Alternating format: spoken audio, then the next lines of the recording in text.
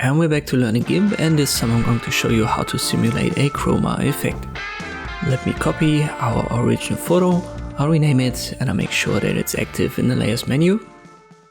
Then I'll go to colors and there's the hue chroma function. Check the preview, and by default the blending mode is set to replace. Keep it there, I can close the blending options. We've got three sliders, there's the hue, so it simply changes the hue.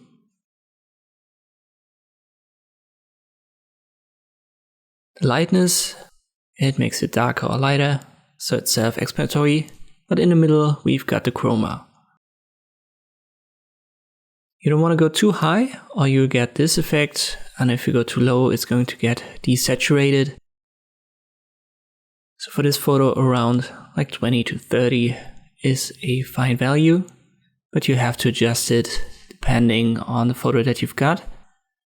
And afterwards you can still play around with the hue. And for example, change it to this. And it now looks completely different compared to the original. I like this result, so I'll go a little bit up with the hue to around 20. And whenever I've used this chroma on a photo, I've also gone down a little bit with the lightness, not too much, like -5 or something.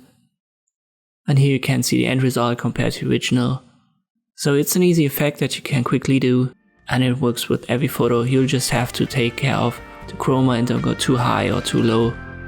And this is how you can create this chroma effect in Gimp. I hope this video was helpful. Thank you for watching and I'll see you next time.